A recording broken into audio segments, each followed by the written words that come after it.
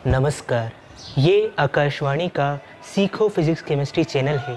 आपका स्वागत है और आज हम पढ़ेंगे क्लास 10 चैप्टर 1 केमिस्ट्री का topic type of chemical reactions. भाई केमिकल रिएक्शंस के बारे में हमने बहुत अच्छे से जान लिया हमारी प्रीवियस वीडियोस में। क्या होती है chemical reaction? The reaction in which chemical change take place, और केमिकल चेंज को भी हमने समझ लिया था। अब हम ये देखना चाह रहे हैं कि किस किस तरीके की केमिकल रिएक्शंस होती है। हम क्लासिफाई करना चाह रहे हैं केमिकल रिएक्शंस को। तो सबसे पहले जो सबसे फर्स्ट टाइप है वो हम देखेंगे and it is called combination reaction.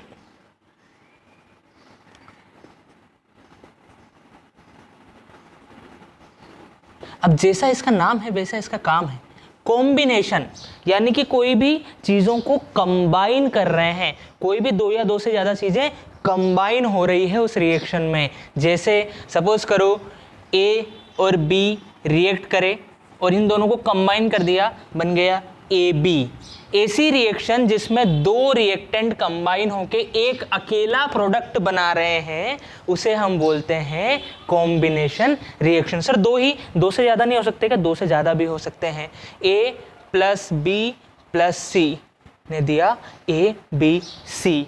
ऐसी रिएक्शन जिनमें दो या दो से ज़्यादा रिएक्टेंट्स कंबाइन होके केवल एक प्रोडक्ट बनाते हैं, that reaction is called combination reaction. कितनी इजी सी डेफिनेशन थी, लिख लेते हैं। द रिएक्शन इन विच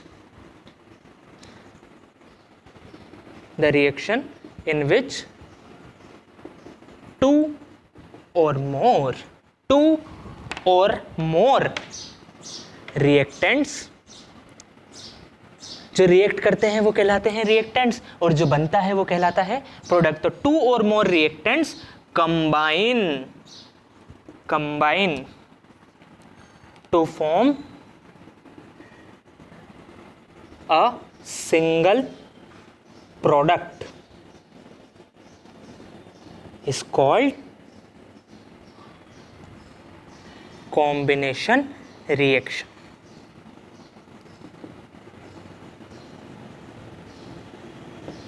जब दो या दो से ज्यादा रिएक्टेंट आपस में रिएक्ट करके केवल एक प्रोडक्ट बनाए, इसका मतलब क्या हुआ? वो दोनों कंबाइन हो गए, ये तीनों कंबाइन होके एक प्रोडक्ट बनाया, उसको हम बोलते हैं कॉम्बिनेशन रिएक्शन। क्लियर है? ठीक है। विच टू और more reactants combine to form a single product is called combination reaction. तो नोट कर लो रे, वीडियो पॉज करो, नोट करो, फिर एग्जाम्पल देखेंगे। सर ये एग्जाम्पल नहीं है क्या? ये तो समझने के लिए है, अभी एग्जाम्पल देखेंगे हम।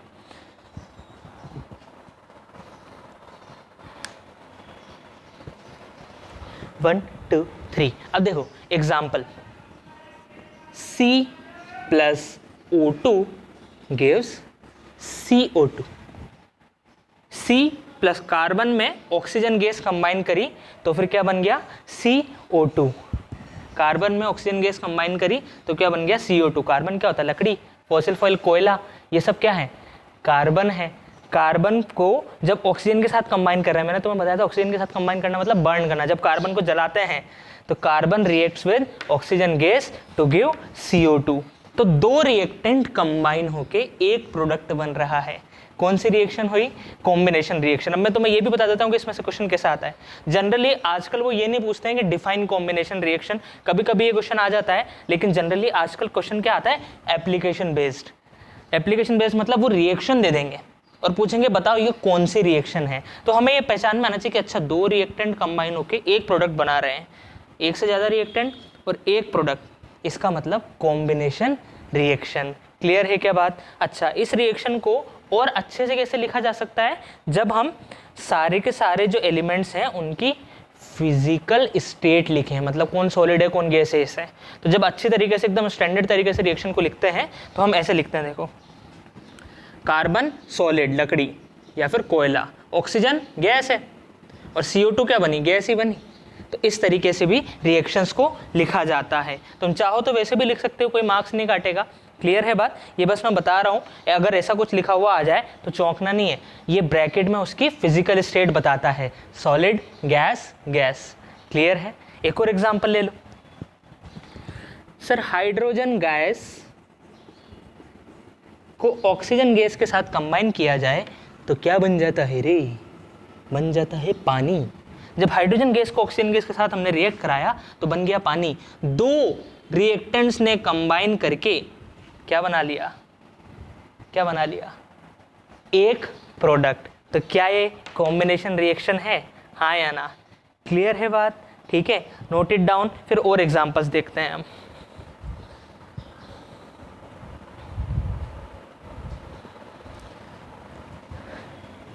देखो यहाँ पे मेरा ए बी लिखने का मतलब ये नहीं था कि H2 और O2 रिएक्ट कर रहे हैं तो H2O2 बनेगा, नहीं।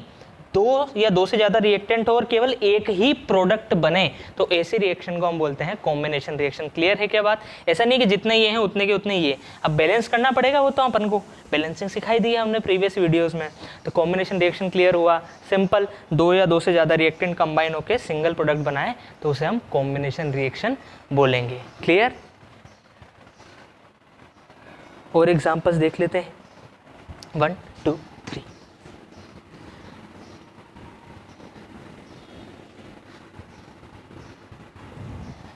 देखो भाई अगला एग्जांपल,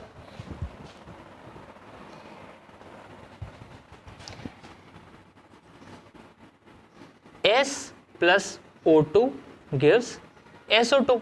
दो रिएक्टेंट कंबाइन होके सिंगल प्रोडक्ट बना रहे हैं, NH3 plus HCl gives NH4Cl। दो रिएक्टेंट कंबाइन होके सिंगल प्रोडक्ट बना रहे हैं, ये सब कॉम्बिनेशन रिएक्शन। अच्छा, अब एक अच्छा एग्जांपल लेते हैं, ये सब तो हो गए। अब एक अच्छा एग्जांपल लेते हैं NCERT वाला, ठीक है? वहाँ से मैं तुम्हें एक बात समझाऊंगा, तो बिल्कुल जो लैंग्वेज दी हुई है उसी में लिखते हैं।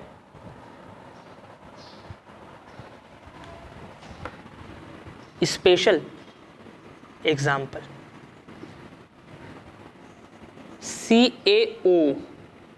CaO कैल्शियम ऑक्साइड में जब हम पानी डालते हैं, कैल्शियम ऑक्साइड में जब हम पानी डालते हैं तो बन जाता है CaOH whole twice. Calcium oxide में पानी डाला तो बन गया CaOH होल ट्वाइस। ठीक है, तो क्या ये कॉम्बिनेशन रिएक्शन है? बिल्कुल है। अब हुआ क्या कि कैल्शियम ऑक्साइड में जब हम पानी डालते हैं, ये मैंने कैल्शियम ऑक्साइड लिया और इसके अंदर वाटर डाला, तो वाटर जैसे ही मैंने डाला तो मैं देख रहा हूँ कि जिस टेस्ट ट्यूब में मैं रिएक्शन कर रहा था वो गर्म हो गई। पहले वो गर्म नहीं थी भाई, ये टेस्ट ट्यूब, ये कैल्शियम ऑक्साइड डाल दिया, अब ये पानी लाया, पानी डाल दिया, अब ये जो टेस्ट ट्यूब थी गर्म हो गई। गर्म हो गई मतलब सर इस रिएक्शन में हीट रिलीज हुई होगी। जब इन दोनों ने रिएक्ट किया होगा तो कुछ ना कुछ हीट रिलीज हुई, वो जो हीट रिलीज हुई उसी की वजह से अपने टेस्ट ट्यूब गर्म हो गई। यानी कि इस रिएक्शन में हीट रिलीज होती है, तो उसे इस तरीके से लिख देते हैं, इसका मतलब हीट बाहर निकली है। तो क्या ये कॉम्बिनेशन रिएक्शन है? बिल्कुल है, हीट है वो प्रोडक्ट थोड़ी ना है, उसे तो हम बस बताने के लिए लिख रहे हैं कि हाँ भाई हीट भी निकली, प्रोडक्ट तो एक ही है, इसलिए ये कॉम्बिनेशन रिएक्शन है। इस रिएक्शन में हीट बाहर निकली है। अब ये भी बात सुन लेते हैं कि ऐसी रिएक्शंस जिनमें हीट बाहर निकलती है, जैसे ये एग्जांपल के भाई सपोज करो CaO लिया, उसमें पानी डाला तो गर्म हो गया, गर्म हो गया मतलब हीट बाहर निकली। जो हमारे टेररिस्ट वाले बम होते हैं, जो एटम बम होते हैं, उनमें भी क्या होता है, जो केमिकल बॉम्ब होते हैं उनमें भी ऐसी रिएक्शन कराते हैं जिससे कि हीट बाहर निकले, लेकिन वहाँ हीट बहुत ज़्यादा होती है, बहुत ज़्यादा हीट बाहर निकलती है तो ब्लास्ट हो जाता है।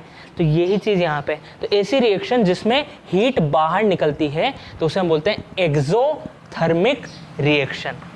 क्या बोलते हैं? Exothermic reaction. तो इस बात को लिखते हैं ऑब्जर्वेशन।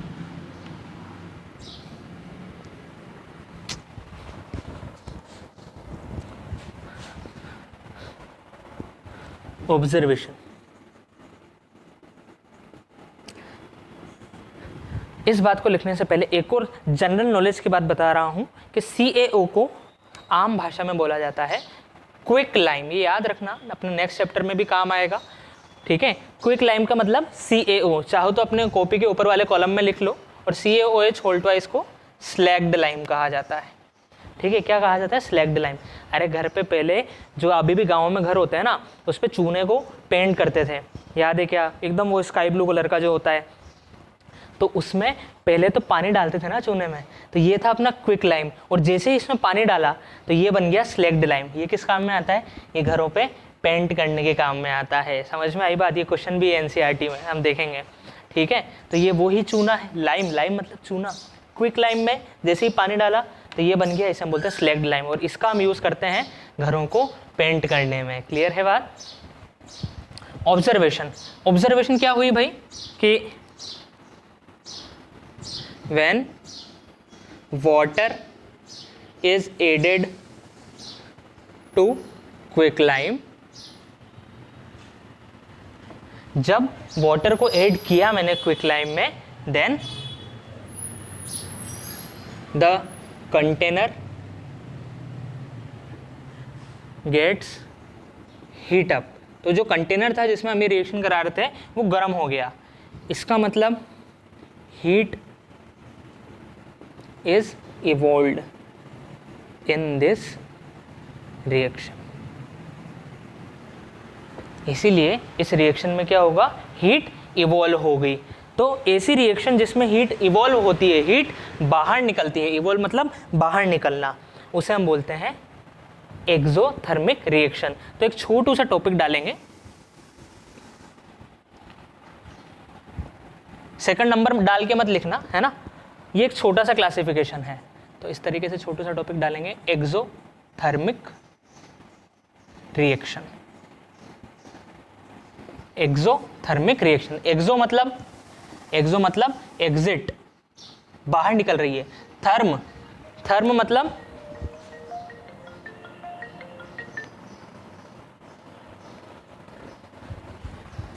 मतलब होता है हीट, यानी कि हीट बाहर निकल रही है, नाम में आगे डेफिनेशन। एक्सो मतलब एग्जिट, थर्म मतलब हीट। तो एक्सोथर्मिक रिएक्शन मतलब the reaction in which heat is evolved is called exothermic reaction। अरे भाई बात समझ में आई क्या? The reaction in which heat is evolved is called exothermic reaction। Clear है बात? इसका एग्जाम्पल ये रहा, एग्जाम्पल ये हीट इवॉल्व हो रही है। क्लियर है बात? ठीक है। तो ये वाली जो रिएक्शन है इसे दोबारा नोट करेंगे, इसे एक और बार नोट करेंगे इसके नीचे, ठीक है। ये एक्सोथर्मिक रिएक्शन का एग्जाम्पल हो गया। और एक और ख़ास बात लिखाने जा रहे हैं, इम्पॉर्टेंट पॉइंट। क्या है इम्पॉर्टेंट पॉइंट? कि almost all the combination reactions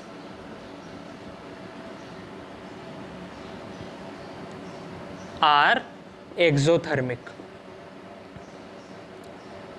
लगभग जितनी भी कॉम्बिनेशन रिएक्शन होती है जिनमें दो या दो से ज़्यादा कंबाइन होकर सिंगल प्रोडक्ट बनाते हैं, वो क्या होती है? एक्सोथर्मिक ही होती है। उनमें हीट रिलीज ही होती है। जनरली हम ये बात बोल सकते हैं, ऑलमोस्ट 99% रिएक्शंस ऐसी होती हैं कॉम्बिनेशन वाली जिनमें हीट इवॉल्व होती है। तो जो रिएक्शन कॉम्बिनेशन रिएक्शन है 99% चांस है कि वो एक्सोथर्मिक भी होगी। तो ये बात लिख ली हमने कि almost all the combination reactions are exothermic reactions.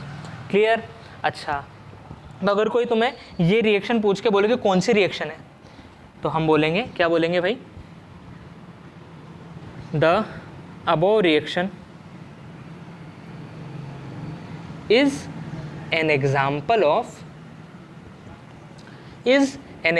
Of combination reaction. Combination reaction का भी एग्जाम्पल है और एक्सोथर्मिक रिएक्शन का भी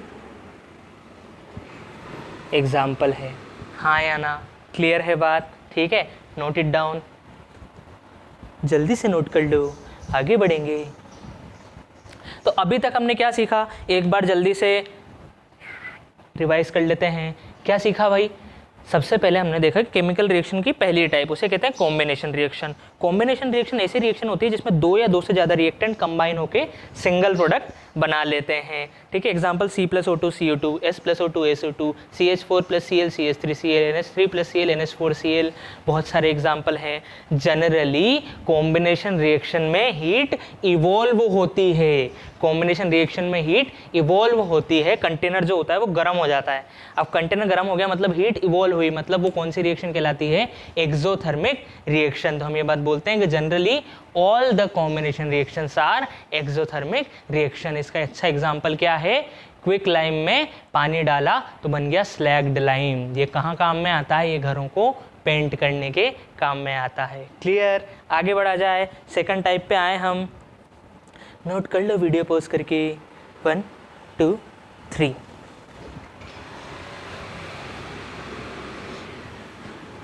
कोई भी चीज़ नहीं छोड़ेंगे हम, जो भी स्पेशल रिएक्शंस हैं सब कुछ, तुम्हें कहीं और से कुछ भी करने की ज़रूरत नहीं है। ज़्यादा से ज़्यादा तुम NCERT के क्वेश्चन सोल्व लगा लो, इसके अलावा सब कुछ अपने लेक्चर्स में कवर्ड रहेगा। और मोस्ट प्रोबेबली बहुत जल्दी मैं NCERT के क्वेश्चंस पे भी सीरीज़ लाने वाला हूँ।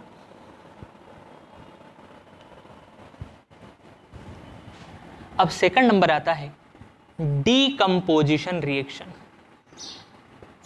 डीकम्पोजिशन रिएक्शन, डीकम्पोजिशन रिएक्शन क्या होता है? डीकम्पोज होना। डीकम्पोज मतलब एक बड़ी चीज का छोटी चीजों में टूट जाना। एक पत्थर को तोड़ दिया, 2 टुकड़े हो गए तो वो डीकम्पोज हो गया। तो ये चीज़ यहाँ पे कि अगर एक बड़ा रिएक्टेंट टूट के छोटे छोटे एक से ज़्यादा प्रोडक्ट्स बना लेगा तो उसे हम बोलेंगे डीकम्पोजिशन रिएक्शन। एग्जाम्पल, AB को तोड़ दिया अपन ने तो A + B, तो एक बड़ा रिएक्टेंट टूट के एक से ज़्यादा प्रोडक्ट, जस्ट कॉम्बिनेशन का उल्टा। वहाँ क्या हो रहा था? सारे प्रोडक्ट, सारे जो रिएक्टेंट्स थे कंबाइन होकर एक प्रोडक्ट बना रहे थे। डीकम्पोजिशन में क्या हो रहा है कि एक रिएक्टेंट टूट के एक से ज़्यादा प्रोडक्ट बना रहा है, जस्ट उल्टा है, तो उसे हम बोलेंगे डीकम्पोजिशन रिएक्शन। क्लियर है क्या बात? तो ये बात लिखते हैं हम, when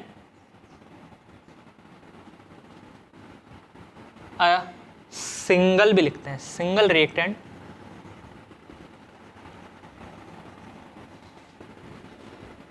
decomposes to give more than one simpler products,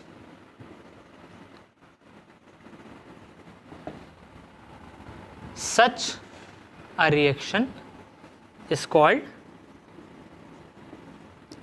decomposition reaction.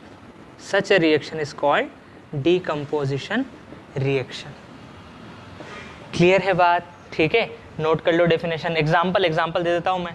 CaCO3, CaCO3 को जब हम रिएक्ट कराएंगे किसके साथ? सर अपने आप ही टूट जाएगा क्या? है ये मार्कर है, इसे मुझे तोड़ना है कि सर सपोज करो कि इस मार्कर में से मुझे इस कैप को हटाना है, अपने आप हो जाएगी क्या? अलग कि हमें कुछ ना कुछ एनर्जी देनी पड़ेगी, हमें देनी पड़ेगी। तो डीकम्पोजिशन रिएक्शन में अगर हम इसको तोड़ना चाहते हैं तो हमें हीट देनी पड़ती है। हीट हम देते हैं, हीट हम दे रहे हैं। कॉम्बिनेशन में हीट निकल रही थी, हम कुछ नहीं दे रहे थे, हम तो बस एक में दूसरा डाल रहे थे, अपने आप हीट निकल रही थी। और यहाँ पे हीट हम दे रहे हैं, तो हमने हीट दी तो हीट से क्या हुआ कि ये टूट गया और क्या बना? CaO + CO2। ये हो गया एग्जाम्पल। ठीक है, नोट कर लो रे। इसका नाम क्या था? इसका नाम था क्या था? Quick lime. क्या था? Quick lime. ठीक है, याद रखने की कोशिश करो, बार बार आएंगे। इसका नाम है लाइम स्टोन। तो अपनी कॉपी के पिछू वाले पेज पे ये बात लिख लो कि CaCO3 का मतलब होता है Ca, कैल्शियम कार्बोनेट, ये होता है लाइम स्टोन। CaO क्या होता है? Quick lime. और CaOH whole twice, calcium hydroxide, क्या कहलाता है? Slagged lime. क्लियर है क्या बात? नोट कर लो। जल्दी से नोट कर लो, फिर हम आगे बढ़ेंगे, अगला एग्जाम्पल देखेंगे।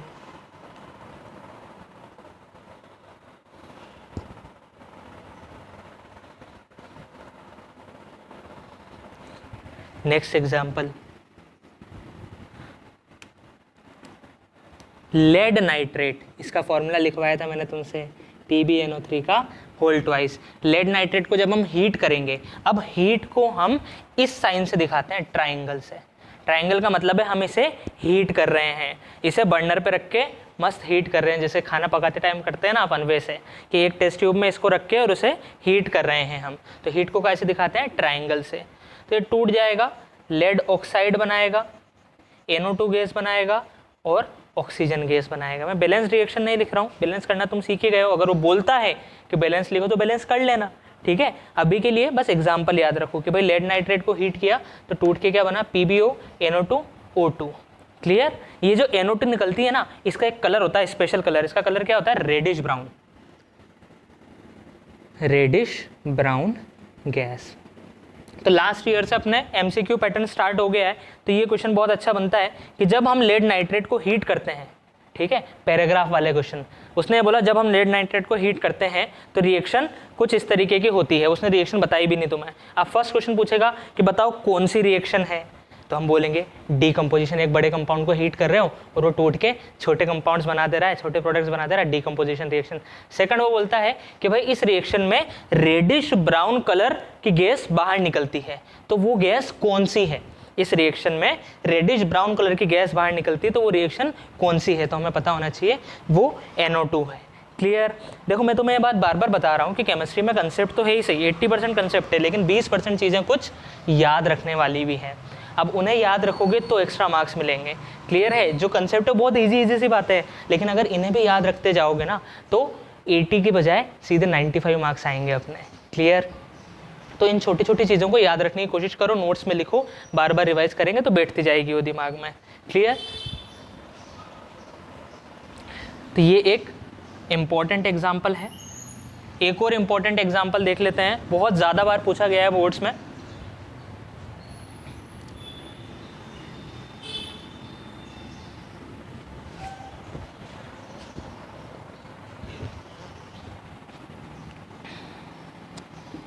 Example AgCl, AgCl silver chloride, ये सिल्वरिश कलर का ही होता है, सिल्वर कलर का होता है। अगर हम इसे धूप में रख देते हैं, काय में रख देते हैं, सनलाइट में, अगर हम इसे सनलाइट में रख देते हैं, सनलाइट भी तो एनर्जी दे रही है, तुम धूप में खड़े हो जाओगे आधे घंटे तक, गर्म नहीं हो जाओगे, यानी कि सनलाइट भी कुछ ना कुछ हीट कर रही है, तो उसे बर्नर में रखने की ज़रूरत ही नहीं है, वो सनलाइट की हीट से ही टूट के बना लेता है Ag+Cl2। समझ में आई बात? ठीक है। तो ये एक एग्जाम्पल हो गया कि सनलाइट की वजह से जो रिएक्शन हो रही है। तो ये क्वेश्चन भी बार बार पूछा जाता है कि सनलाइट की वजह से जो रिएक्शन होती है उसका एग्जाम्पल लिखो। ठीक है। एक्सक्यूज मी दोस्तों,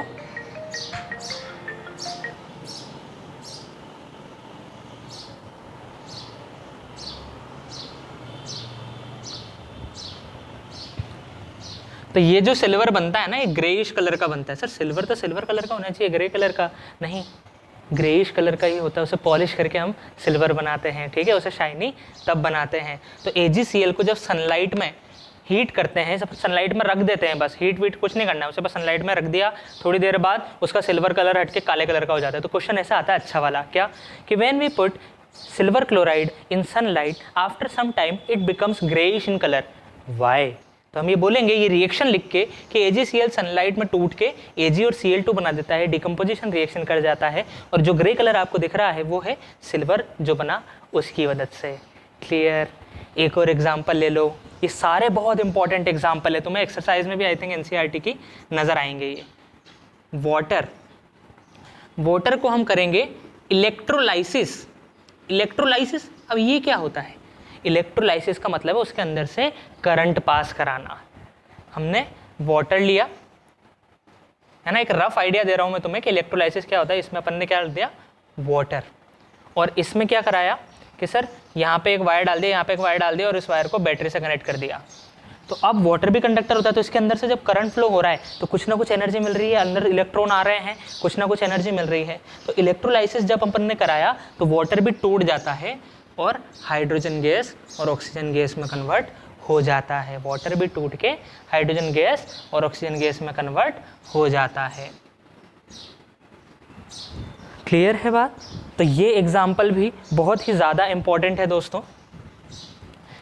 क्या कि इलेक्ट्रोलाइसिस से जो रिएक्शन हो रही है उसका एग्जाम्पल दो, इलेक्ट्रिसिटी की हेल्प से जो रिएक्शन हो उसका एग्जाम्पल दो तो हम ये वाला दे देंगे, सनलाइट की हेल्प से जो रिएक्शन हो उसका एग्जाम्पल दो तो हम ये वाला दे देंगे। क्लियर है बात? नोट कर लो, डिकम्पोजिशन रिएक्शन खत्म। एक लास्ट बात और बचती है, उसे कर लेते हैं, जल्दी से कर लो रे।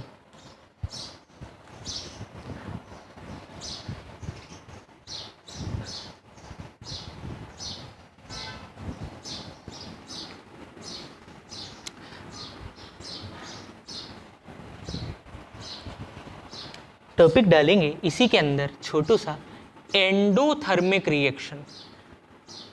तुम्हें पता चल ही गया होगा कि ये क्या होता है, एंडोथर्मिक रिएक्शन। एंडो मतलब एंटर, थर्म मतलब हीट, यानी कि ऐसी रिएक्शन जिसमें हीट हम देते हैं उसे बोलते हैं एंडोथर्मिक। ऐसी रिएक्शन जिसमें हीट बाहर निकलती है, इवॉल्व होती है, उसे बोलते हैं एक्सोथर्मिक। और जिसमें हीट हम दे रहे हैं उसे बोलते हैं एंडोथर्मिक। तो the reaction in which heat या एनर्जी भी बोलते हैं is applied is called endothermic reactions. ठीक है ना? और हीट हम कैसे अप्लाई कर सकते हैं, कैन बी अप्लाइड या तो डायरेक्टली कि भाई बर्नर के नीचे रख दो, और वाया सनलाइट, सनलाइट में रख दो, और वाया इलेक्ट्रिसिटी, उसमें से करंट पास करा दो। किसी भी तरीके से हम हीट प्रोवाइड कर सकते हैं। तो सीधा सवाल आता है कि एक ऐसी एंडोथर्मिक रिएक्शन का एग्जांपल दो जो सनलाइट की मदद से हो रही है, तो AgCl वाली, वेरी इंपॉर्टेंट। जो इलेक्ट्रिसिटी की मदद से हो रही है H2O वाली, कि H2O टूट के H2+O2 बना देता है। और जैसे लगभग सारी कॉम्बिनेशन रिएक्शन एक्सोथर्मिक हुआ करती थी, वैसे ही लगभग सारी डिकम्पोजिशन रिएक्शन एंडोथर्मिक रिएक्शन होती है। हमें थोड़ी सी एनर्जी देनी पड़ेगी जब भी तो वो टूटेगा, अपने आप वो टूटता नहीं है जनरली। तो इस बात को लिख लेते हैं। Last point,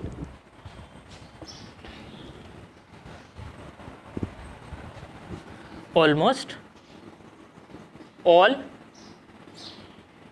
decomposition reactions are endothermic। तो कोई बोले कि एंडोथर्मिक का एग्जांपल दो, तो पहले ही वाले एग्जांपल में से कोई सा भी लिख देना। क्लियर? नोट कर लो, आज इतना ही पढ़ेंगे। दो तरीके की केमिकल रिएक्शन देखी आज हमने। सबसे फर्स्ट क्या थी? सबसे फर्स्ट थी कॉम्बिनेशन। कॉम्बिनेशन सर एक या एक से ज़्यादा रिएक्टेंट्स कंबाइन होकर सिंगल प्रोडक्ट बनाते हैं, दो या दो से ज़्यादा कंबाइन होकर सिंगल प्रोडक्ट बनाते हैं। जनरली उसमें हीट इवॉल्व होती है, उसे हम बोलते हैं एक्सोथर्मिक रिएक्शन। इसके बाद हमने सेकंड देखी डीकम्पोजिशन रिएक्शन, जिसमें एक बड़ा रिएक्टेंट टूट के छोटे प्रोडक्ट्स बनाता है। इसमें हमें उसे तोड़ने के लिए हीट देनी पड़ती है, तो इस रिएक्शन को बोलते हैं एंडोथर्मिक। यहाँ पे हमने दो तीन इंपॉर्टेंट रिएक्शन देखी। वो क्या थी? सनलाइट की मदद से जो रिएक्शन हो रही है, AgCl को सनलाइट में रखा, सनलाइट को ऐसे HV करके भी दिखाते हैं। ठीक है, बस बता रहा हूँ कि इसको भी हम सनलाइट से ही दिखाते हैं, जैसे हीट को ट्राइंगल से दिखाते हैं ना, उस तरीके से। तो सनलाइट में रखा तो Ag और Cl2 बन गया, ग्रे कलर का Ag बन गया। ऐसे ही हमने लेड नाइट्रेट को हीट किया तो रेडिश ब्राउन कलर की गैस निकलेगी, वो गैस कौन सी थी? NO2। तो आज इतना ही। तीन चीज़ें और देखी हमने। कैल्शियम कार्बोनेट को लाइमस्टोन बोलते हैं, कैल्शियम ऑक्साइड क्विक लाइम, और calcium hydroxide slagged lime. Calcium hydroxide का यूज़ पेंट करने में करते हैं। जब कैल्शियम ऑक्साइड में पानी डाल दें तो कैल्शियम हाइड्रोक्साइड बन जाता है। CaO+H2O gives CaOH whole twice. काफ़ी हो गया आज के लिए, चलो बाय।